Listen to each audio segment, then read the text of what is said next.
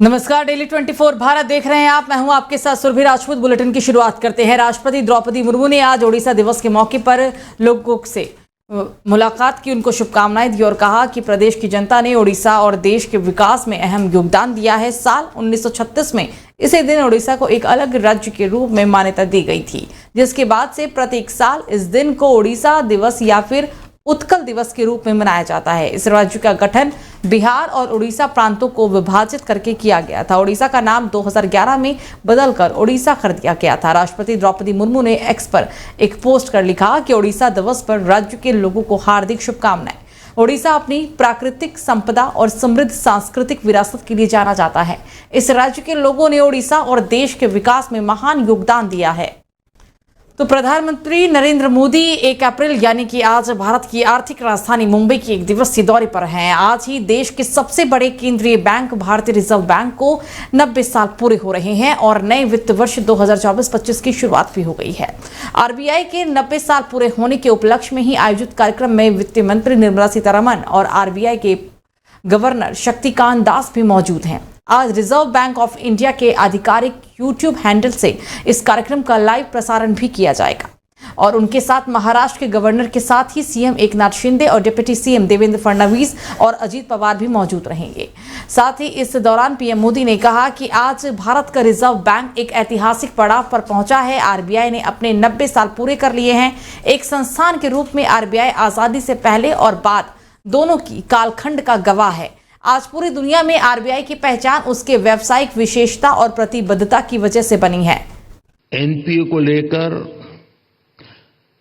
भारत के banking system की stability और उसके भविष्य को लेकर हर कोई आशंका से भरा हुआ था।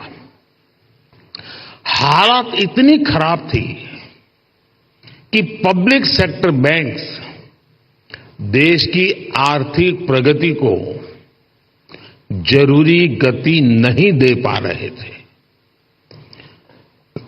हम सभी ने वहां से शुरुआत की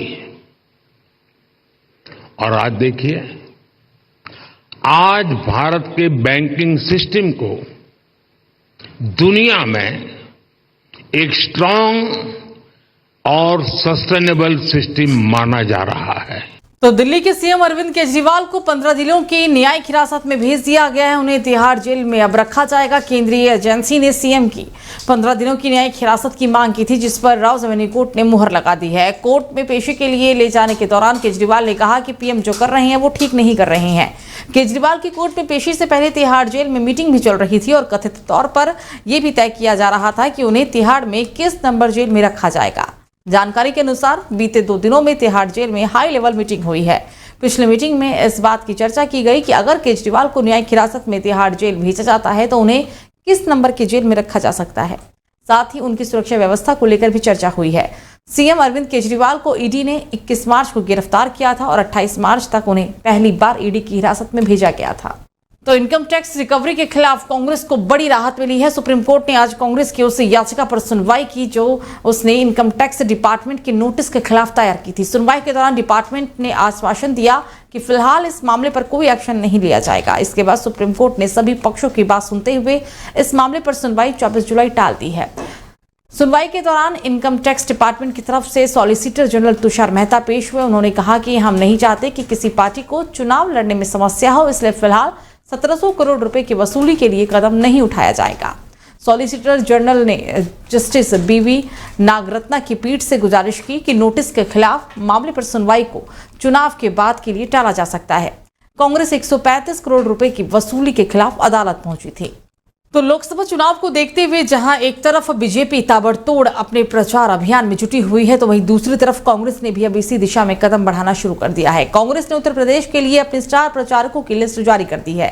इस लिस्ट में 40 नाम शामिल है। दरअसल लोकसभा चुनाव के पहले चरण में 19 अप्रैल को मतदान होना है। यूपी में पश्चिमी उत्तर प्रदेश के 8 सीटों पर पहले चरण में मतदान है। कांग्रेस ने उत्तर प्रदेश के लिए स्टार प्रचारकों की सूची में मल्लिकार्जुन खड़गे, सोनिया गांधी, राहुल गांधी, प्रियंका गांधी वाड्रा, डीके शिव कुमार, दिग्विजय सिंह, सचिन पायलट और कई नेताओं को शामिल किया है। तो कच्चा तीवू को लेकर प्रधानमंत्री नरेंद्र मोदी ने बीते दिन सोशल मीडिया प्लेटफॉर्म एक्स पर कुछ ऐसी बात लिखी जिसके बाद से कांग्रेस हमलावर हो गई है। इस बीच विदेश मंत्री एस जयशंकर ने मामले को लेकर आज प्रेस कॉन्फ्रेंस कर कहा कि कच्चा तीवू का मुद्दा अचानक सामने नहीं आया, ये एक जीवंत मुद्दा है।